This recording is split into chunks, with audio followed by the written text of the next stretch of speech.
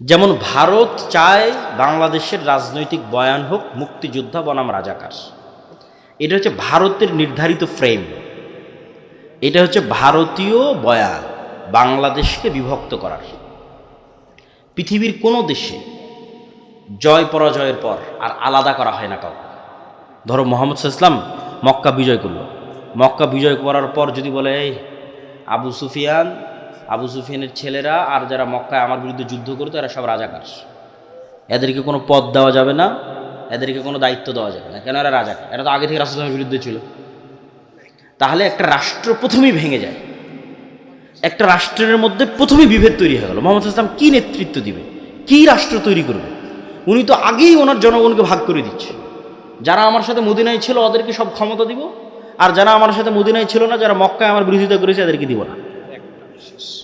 বরং রাসূল সাল্লাল্লাহু আলাইহি ওয়াসাল্লাম কী করেছে তোমরা জানো? রাষ্ট্র পরিচালনার ট্রিক্স, রাষ্ট্র গড়তে চাইলে এটা করাই লাগবে, কোনো রাস্তা না। রাসূল সাল্লাল্লাহু আলাইহি সাল্লাম মক্কা বিজয়ের পর হুনাইনের যুদ্ধে বিজয়ী হয়ে যত গনিমতের মাল ছিল আল্লাহর ওয়াস্তে সব গনিমতের মাল, 90% গনিমতের মাল, 80% গনিমতের মাল মক্কার নতুন মুসলিমদের দিয়ে দিয়েছে। মানে তোমাদের ভাষায় যদি বলি তাহলে রাজাকারদের দিয়ে দিয়েছে। তো এখন যারা মুক্তিযোদ্ধা, মানে যারা আগে থেকে ইসলামকে ধরে রেখেছে, এদের তো মন খারাপ। তখন রাসূলুল্লাহ সাল্লাল্লাহু আলাইহি ওয়াসাল্লাম আনসারী এবং মুহাজির এই দুই সাহাবী তাদের সামনে দাঁড়িয়ে বিশাল ভাষণ দিল, বলল মক্কার নতুন মুসলিমরা নিয়ে যাচ্ছে সকল সম্পদ গনিমতের মালের, আর তোমরা আনসারী আর মুহাজিররা নিয়ে যাচ্ছ আল্লাহর নবীকে তোমাদের বাড়িতে, তোমাদের মদিনায়। বলেন আল্লাহু আকবার। তখন ওই মদিনায় যে মুহাজির এবং আনসার সাহাবীরা ছিল ওদের চোখ দিয়ে পানি পড়তেছে। এটা কিন্তু এই কথাটার ভার বুঝতে হলে আপনাকে বুঝতে হবে আল্লাহর নবীর বাড়ি মক্কা, আল্লাহর নবীর শৈশব মক্কা, আল্লাহর নবীর কৈশোর মক্কা, আল্লাহর নবীর যৌবন মক্কা, আল্লাহর নবীর বংশ মক্কা, আল্লাহর নবীর স্মৃতি মক্কা। তাহলে মক্কা বিজয়ের পর মন কি চায় না যে আমি মক্কায় থাকি? কোন মানুষ নাই যার মন চাইবে না যে আমি মক্কায় থাকি?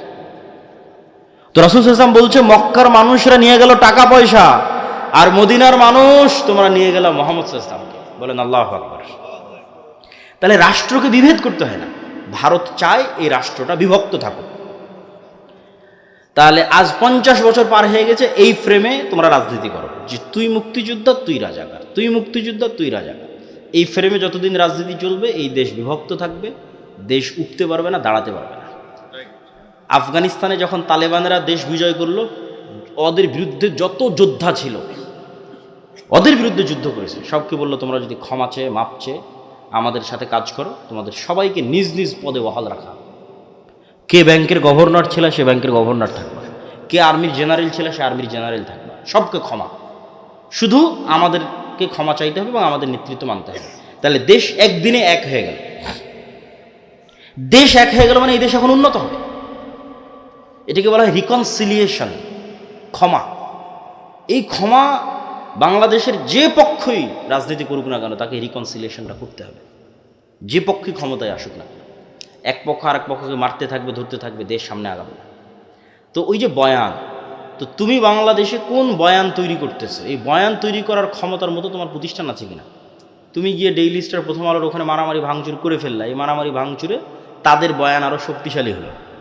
এখন প্রতিদিন ওরা প্রোগ্রাম করতেছে এই এক ভাঙ্গা হারমোনিয়াম নিয়ে, আর তোমার ভাই মরে গেছে ওটা নিয়েও তুমি কিছু করতে পারতেছ না। এটাই ন্যারেটিভ।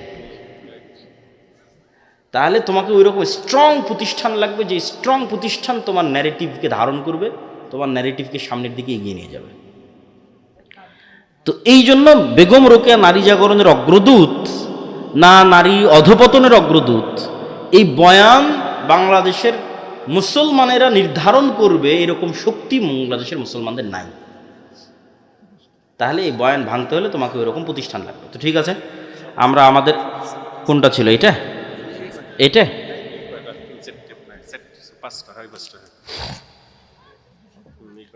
পূর্বে পাপ হয়েছে, জাহান্নামে যেতে চাই না, ক্ষমা, তওবা, ইস্তিগফার।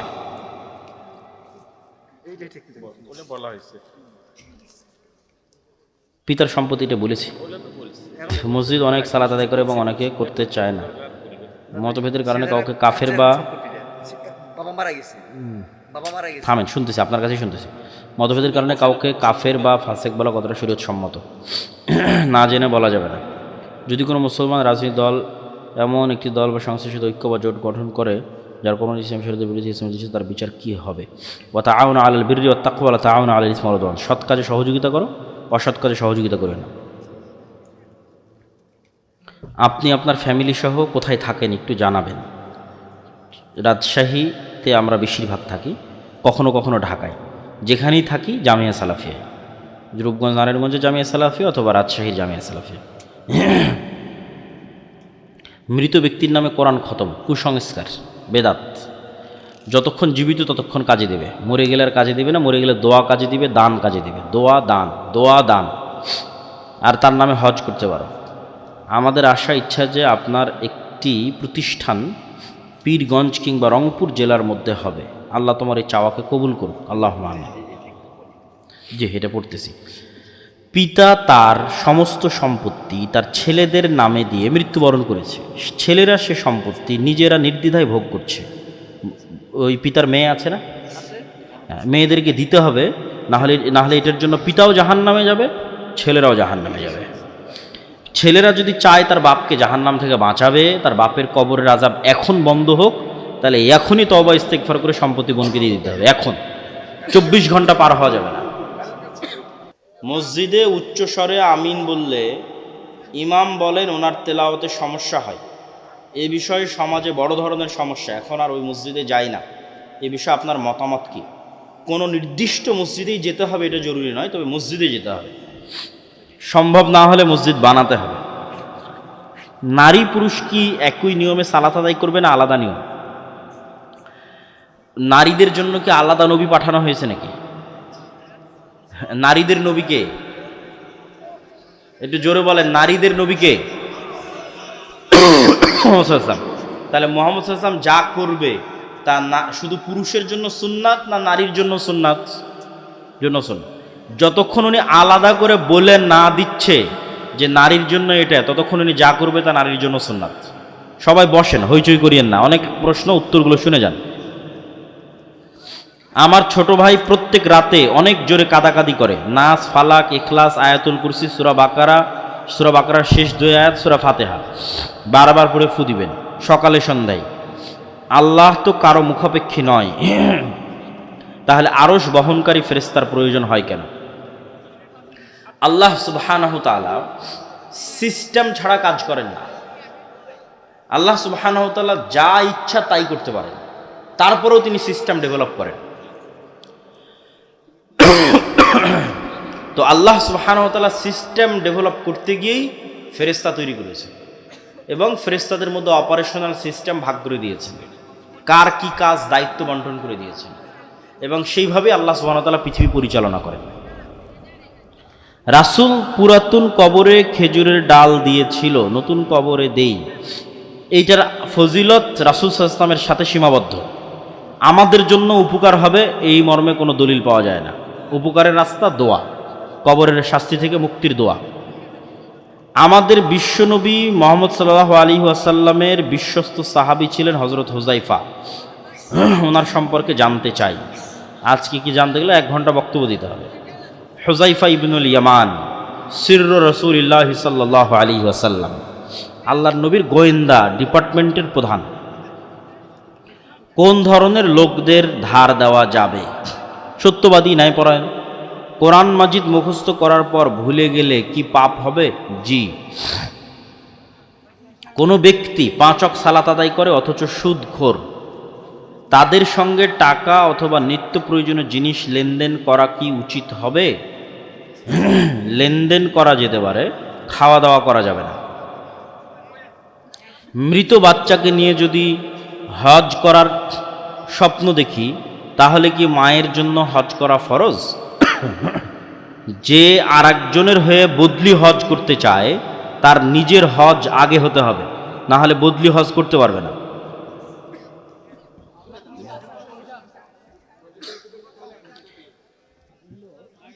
বাচ্চা দত্তক নেওয়া, বিয়ের রাতে বর বউ মিলে যে সালাত পড়তে হয়, পরে কোন সময় পড়বে কিনা? পড়তে পারে, কোনো সমস্যা নেই। আপনার কাছে আমার একটা প্রশ্ন ছিল, কিন্তু সময় সংক্ষেপ, তবুও প্রশ্ন না করলেই নয়। আমাদের এলাকায়, বিশেষ করে আমাদের এই মহল্লা সহ আশেপাশের কয়েকটি গ্রামে সম্পত্তির সঠিক বন্টন হয় না। যেমন বাবা 2টি সন্তান বা 3টি সন্তানকে সম্পত্তি সঠিকভাবে ভাগ করে দেয় না। বাবার মৃত্যুর পর কন্যা সন্তান অথবা বোন ভাইয়ের কাছে সম্পত্তির সঠিক ভাগ পায় না। এক্ষেত্রে ইসলাম ধর্ম অনুযায়ী ইসলাম কি বলে?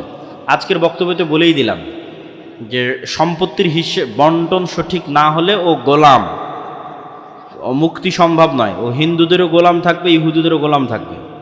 আর যদি মনে করে বাংলাদেশকে হিন্দুদের গোলামি থেকে বাঁচাবে, তাহলে সত্যবাদী ন্যায়পরায়ণ হতে হবে, নেতা হয়ে যাবে, হিন্দুদেরও নেতা হয়ে যাবে, ভারতেরও নেতা হয়ে যাবে, পাকিস্তানেরও নেতা হয়ে যাবে, সারা পৃথিবীর নেতা হয়ে যাবে। আর যদি মনে করে ধোকা দিবে, 2 নম্বরই করবে, গোলাম থাকবে, গোলাম।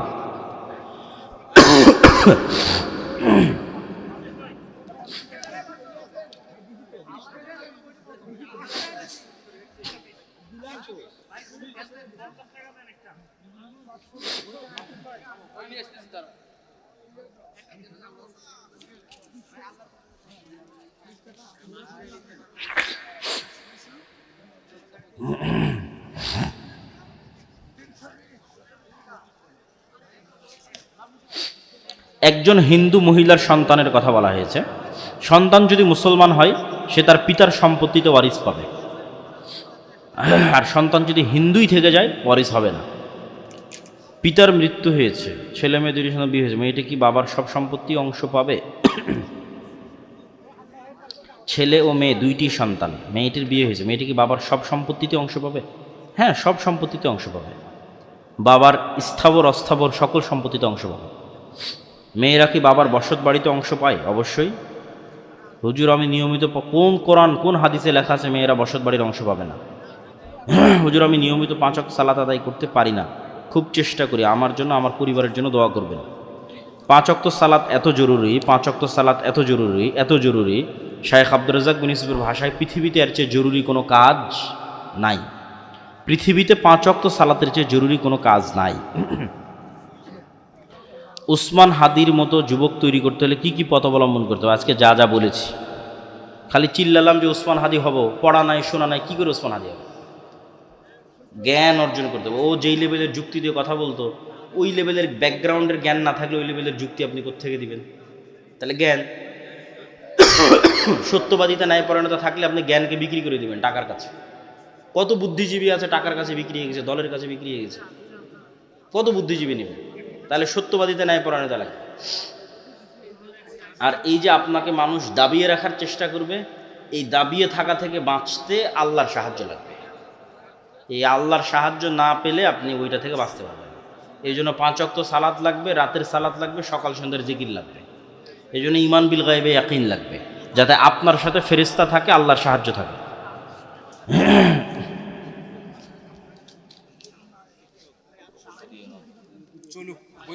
বিশাল প্রশ্ন, বাপরে বাপ। আমি এক মেয়ের সাথে 6-7 বছর ধরে রিলেশনে আছি। এখন আমার এবং মেয়ের বাবা মা আমাদের ব্যাপারটা মানবে না, তো আমি কি আল্লাহর কাছে দোয়া করে তাকে পেতে পারি?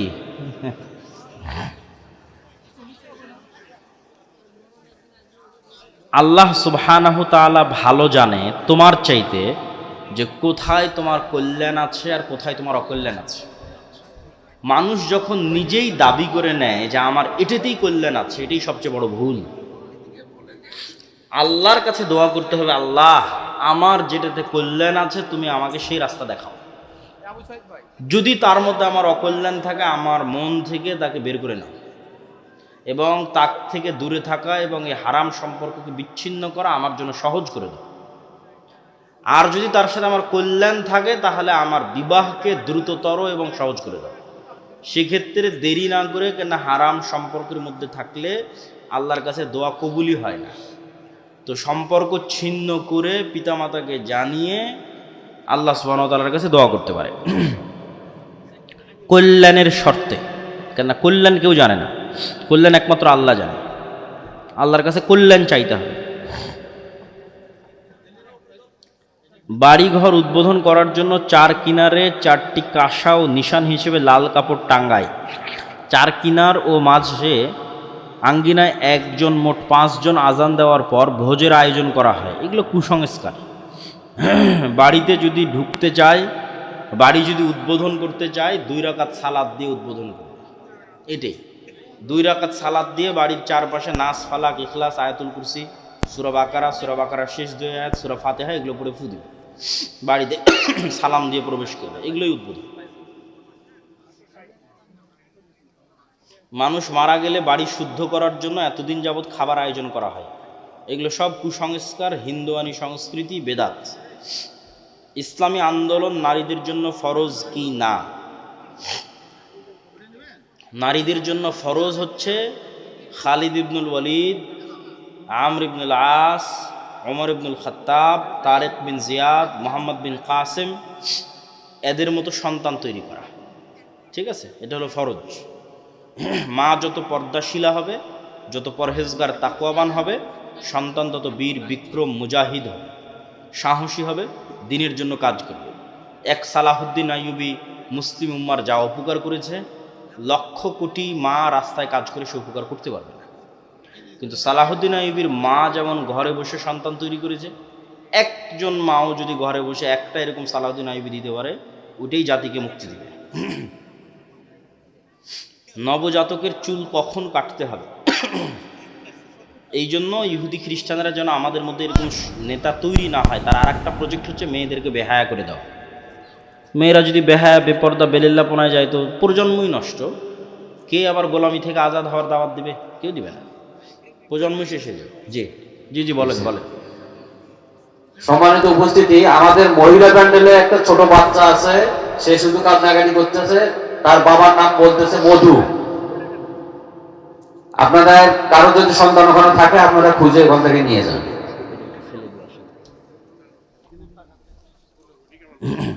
আমি 5 ওয়াক্ত নামাজ পড়ি, বাবার বাড়ি গিয়ে যে ভাইয়ের ঘরে খাবো সে তো অবৈধ ব্যবসা করে, তার ঘরে খাওয়া জায়েজ হবে? পুরোই যদি অবৈধ হয় খাওয়া যাবে না,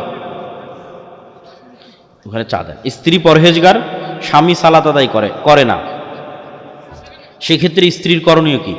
একদমই যদি আদায় না করে, চেষ্টা করে দাওয়াত দিয়ে বুঝিয়েও যদি সম্ভব না হয়, তাহলে বিচ্ছিন্ন হয়ে যেতে হবে। টোটাল বেনামাজির সাথে থাকা যাবে না। অলসতা করে, পড়তে চায়, ছেড়ে দেয়, তাহলে লেগে থাকতে হবে, তাকে কন্টিনিউ দাওয়াত দিয়ে নাসিহা করে লেগে থাকতে হবে। আমি মোবাইল ব্যবহার করি না, মোবাইলে আমাকে ব্যবহার করে, এ বিষয়ে একটু বলবেন। এটা শুধু তোমার নয়, সারা পৃথিবীর বহু মানুষের ব্রেনকে কন্ট্রোল করতেছে মোবাইল। তাদের মনস্তত্ত্বকে কন্ট্রোল করতেছে ফেসবুকের রিলস, ফেসবুকের নিউজ ফিড, টিকটকের রিলস। মানুষের মনকে কন্ট্রোল করতেছে, ব্রেনকে কন্ট্রোল করতেছে। ভয়ঙ্কর ব্যাপার, এবং ভবিষ্যতে এটা আরও বাড়বে। তাহলে আমি যেন এরকম নির্দিষ্ট কোনো কিছুর গোলাম বা নির্দিষ্ট কোনো কিছুর দাস বা মেধা এবং মনকে তার কাছে বিক্রি করে দেওয়া, বায়াসড না হই, এই জন্য মোবাইলের দাসত্ব থেকে মুক্তি হওয়া খুব জরুরি। তো মোবাইলের দাসত্ব থেকে মুক্তি পেতে চাইলে ছোট্ট 2টা টিপস অবলম্বন করতে পারো যুবকেরা তোমরা। 2টা ছোট্ট টিপস। একটা কি, ঘুমাতে যাওয়ার আগে মোবাইল চালাবো না, ঘুম থেকে উঠে মোবাইল চালাবো না, শেষ। শুধু এই একটা ওয়াদার ওপর অটল থাকো যে আমি ঘুমাতে যাওয়ার আগে মোবাইল চালাবো না, মোবাইল বন্ধ করে দূরে রেখে দিয়ে ঘুমাতে যাব। আগে আমরা ঘুমাইনি, যখন মোবাইল ছিল না মানুষ ঘুমায়নি, ঘুমাইছে। আর ঘুম থেকে উঠেই প্রথমে মোবাইল হাতে নেব, বালিশের নিচে মোবাইল রেখে ঘুমানো, চালাতে চালাতে রাত 2টা-3টা পর্যন্ত বেজে গেলে তারপরে ঘুমানো। এই খালি 2টো অভ্যাস চেঞ্জ করো, যে আর কিছু না, সারাদিনই ফোন চালাবো, সমস্যা নেই। নিজের মনকে এভাবেই বুঝ দাও যে ঠিক আছে আমি সারাদিন ফোন চালাবো, কিন্তু ঘুমানোর আগে নয়, ঘুম থেকে উঠে নয়। এই 2 টাইমে যদি মোবাইলকে ডিটক্স করতে পারো, মোবাইল থেকে নিজেকে ডিটক্স করতে পারো এই 2 সময়ে, তাহলে তোমার সকালটা শুরু হবে স্বাধীন অবস্থায়। সকালে তুমি ঠান্ডা মাথায় চিন্তা করতে পারবে যে আমার আজকে জরুরি গুরুত্বপূর্ণ কাজ কি। ফার্স্টই মোবাইল হাতে নিয়ে নিলে তার চিন্তার সুযোগ নাই, গোলাম হয়ে গেল, ফার্স্টই গোলাম হয়ে গেল। এই 2টা পদ্ধতি অবলম্বন করলে কিছুটা হলেও কমবে, কিছুটা হলেও কমবে। আমি একটা মেয়েকে অনেক ভালোবাসি এবং সে আমাকে অনেক ভালোবাসে। মেয়ের নাম সহ লিখেছো কেন তুমি? এই পাগল নাকি এই ছেলে যে প্রশ্ন করেছে? তার মেয়ের নাম সহ ঠিকানা সহ দিয়েছে। তার বাবা মারা গেছে। এখন এই সম্পর্ক তার মা মেনে না নেওয়ায় তাকে এক বুড়া বেটার সাথে বিবাহ দিতে চাইছে। এই অবস্থা আমার করণীয় কি? ঠিক আছে, আচ্ছা, এটার উত্তর হচ্ছে বাবা, মেয়ের পিতা যদি না থাকে তাহলে মেয়ের অভিভাবক মেয়ের দাদা, মেয়ের দাদা যদি না থাকে মেয়ের অভিভাবক মেয়ের চাচা, মেয়ের চাচা যদি না থাকে মেয়ের অভিভাবক মেয়ের ভাই, মেয়ের বাপও নাই, চাচাও নাই, দাদাও নাই, ভাইও নাই, তাহলে মেয়ের অভিভাবক এলাকার চেয়ারম্যান মেম্বার, মসজিদের ইমাম। তাহলে তুমি অভিভাবকদের মাধ্যমে আগানোর চেষ্টা করো। অভিভাবক যদি রাজি না হয় বিবাহ বাতিল হবে। আর তখন মনে করতে হবে এর মধ্যেই কল্যাণ আছে। পৃথিবীতে কারো জন্য কারো জীবন থেমে থাকে না, কারো জন্যই কারো জীবন থেমে থাকে না, কারো জন্যই কারো লাইফ থেমে থাকে না। এটা অত্যন্ত ছোট্ট একটা জীবন। মৃত্যুর পর কিয়ামতে গেলে মনে হবে আমি মনে হয় 1 ঘন্টা দুনিয়াতে ছিলাম। আর দুনিয়ার সকল কষ্ট জান্নাতে যাওয়ার পর মনে হবে যে আমি কোনো কষ্টই করিনি। আর দুনিয়ার সকল আরাম জাহান্নামে যাওয়ার পর মনে হবে আমি জীবনে আরামেই ছিলাম। তাহলে মাত্রই 1 ঘন্টা সময় পার করা, 1 সেকেন্ড সময় পার করা কঠিন কিছু নয়। পুরো জীবনটা 1 সেকেন্ডের মতো। ওই যে মুরব্বী বাবার বয়স যদি 70 হয়, ওনার কাছে মনে হবে যে উনি সেই দিন স্কুলে গেছিল, প্রাইমারি স্কুলে, 1 দিনও হয়নি, 5 দিনও হয়নি, আজ ওনার বয়স 70 হয়ে গেছে। এটাই পৃথিবী। তাহলে time is the best healer. সময় সবচেয়ে বড় হত্যাকারী, সময় সবচেয়ে বড় আরামদায়ক, প্রশান্তিদায়ক। সকল ব্যথা, সকল দুঃখ, সকল কষ্ট সময় একাই দূর করতে পারে। তাহলে সময় যেতে দিতে হবে। আজ যেটা মনে হচ্ছে খুব ভালো, কাল সেটা মনে হবে খুব খারাপ। আজ যেটা মনে হচ্ছে খুব খারাপ, কাল সেটা মনে হবে খুব ভালো। হুটহাট তাড়াহুড়ার সিদ্ধান্ত মানুষকে আফসোসের রাস্তায় নিয়ে যায়। হুট করে বললে আত্মহত্যা করে দিলাম, ওটাও আফসোস। হুট করে বললে না এটা করে ফেলে দেবো, সেটাও আফসোস। ধীর স্থির হও, নিজেকে আল্লাহর হাতে ছেড়ে দাও। নিজের তাকদীর, নিজের ফায়সালা, নিজের সিদ্ধান্ত আল্লাহর হাতে ছেড়ে দাও। আল্লাহ তোমার জন্য যেটা কল্যাণকর মনে করে তিনি সেটা তোমার জন্য করবে। আর তুমি কাজের কাজে সময় দাও, কাজের কাজে ফোকাস দাও। না হলে জ্ঞান অর্জন করলা না, বই পুস্তক পড়লা না, তারপরে শিক্ষার পিছনে সময় দিলা না, নিজের গার্লফ্রেন্ড বয়ফ্রেন্ডের পিছনে সময় দিলা, দিয়ে ধরো জোর করে পালিয়ে তাকে বিয়েও করলা। ওয়াল্লাহে আল্লাহর কসম করে বলতেছি, ওয়াল্লাহে আল্লাহর কসম করে বলতেছি, দুনিয়াতে যখন তোমার উপার্জন করার আর কোনো রাস্তা থাকবে না, তখন মনে হবে যে এই বিবাহ এবং এই জীবন বিভীষিকাময়। তখন দেখা যাবে স্বামী স্ত্রী 2 জন মিলে ফাঁসি দিয়েছে, গলায় দড়ি দিয়েছে। ভালোবাসা তখন আর টিকবে না। তাহলে যেটা আসল, যেটা প্রকৃত, সেটা হচ্ছে নিজেকে যোগ্য করা, নিজের পিছনে ইনভেস্ট করা, নিজের জ্ঞানের পিছনে ইনভেস্ট করা। অন্যের পিছনে সময় ইনভেস্ট করে কোনো লাভ নাই, শুধু ধোঁকা, মরিচিকা। নিজের ডেভেলপমেন্টের পিছনে ইনভেস্ট করো, তোমার জীবন সহজতর হবে। বিবাহ করলেও শান্তিময় জীবন যাপন করতে পারবা। বিদাত কোনো শয়তানের কাছে অধিক প্রিয়। একজন প্রকৃত মুসলিমের ভেতরে কি কি গুণ থাকা উচিত? আজকে যেগুলো বলেছি এগুলোই তো আসল গুণ। নারীর সালাতে কি জোরে আমিন বলবে না আস্তে? পুরুষ যদি আশেপাশে না থাকে জোরেই বলবে। নারীরা মসজিদে সালাত আদায় করতে পারবে, যেতে পারবে, জরুরি নয়। জরুরি হচ্ছে ঈদের সালাতে যাওয়া, জুমার দিন যাওয়া ভালো, 5 ওয়াক্ত সালাত বাড়িতে পড়া ভালো, তবে যেতে চাইলে যেতে পারে। হুজুর, আমি যত ইতিহাস জানতে পেরেছি, যেখানে দেখেছি যে ইউরোপ এবং আমেরিকা সব সাম্রাজ্যবাদ এশিয়া আফ্রিকার মানুষদের, বিশেষ করে মুসলিমদের কীভাবে শোষণ করছে, তারা নির্যাতিত হয়েছে। সিরিয়া, ইরাক, ইয়েমেন সহ বিভিন্ন দেশকে তারা দেউলিয়া বানিয়ে দিয়েছে। আর মুসলিমদের বিরুদ্ধে অনেক লম্বা প্রশ্ন। ফিলিস্তিন, আরাকান, কাশ্মীর, এত লম্বা প্রশ্ন বাবা, এটা পড়াই যাবে না। ইলুমিনাতি, মোসাদ, 2 আজান দেওয়া কি বেদাত? 2 আজান দেওয়া কি বেদাত? এটার উত্তর হচ্ছে, আমি যেভাবে উত্তর দিই আমার মতো করে উত্তর দিই। রাসূল সাল্লাল্লাহু আলাইহি ওয়াসাল্লাম জুমার দিন 2 আজান দেননি, এই মর্মে যারা 2 আজান দেয় তারাও একমত। আবারও বুঝো, রাসূল সাল্লাল্লাহু আলাইহি ওয়াসাল্লাম জুমার দিন 2 আজান দেননি, এই মর্মে যারা 2 আজান দেয় তারাও একমত। তাহলে তারা 2 আজান দেয় কেন? উসমান রাদিয়াল্লাহু তাআলা আনহুর সুন্নাত হিসেবে। এখন তোমার সিদ্ধান্ত, তুমি কি করবা। আমরা রাসূল সাল্লাল্লাহু আলাইহি ওয়াসাল্লামের সিদ্ধান্তকে প্রাধান্য দেওয়াকে পছন্দ মনে করি। বেগম রোকেয়া নারী জাতিকে বাহিরে বের করেছে, বেপর্যায়ে চলতে সাহায্য করেছে, তাকে কেন নারী জাগরণের অগ্রদূত বলা হয়? এটাই তো ন্যারেটিভ, যেটা ওসমান হাদি বলতো যে আমি এমপি হইতে পারি আর না হইতে পারি, আমি ন্যারেটিভ তৈরি করতে চাই, বয়ান তৈরি করতে চাই, যে বয়ানে পরবর্তীতে অন্যরা রাজনীতি করবে। এই যে একটা বয়ান যে বেগম রোকেয়া নারী জাগরণের অগ্রদূত, এটা একটা বয়ান। এটা কারা তৈরি করেছে? এটা প্রথম আলো তৈরি করেছে, ডেইলি স্টার তৈরি করেছে, এটা একটা বয়ান। তাহলে তোমারও এরকম প্রতিষ্ঠান লাগবে যারা তোমার পক্ষে বয়ান তৈরি করবে, তোমার পক্ষে পলিটিক্যাল রাজনৈতিক বয়ান তৈরি করবে। যতক্ষণ তুমি বয়ান তৈরি করতে না পারবা, ন্যারেটিভ তৈরি করতে না পারবা, ততক্ষণ পলিটিক্স করতে পারবে না।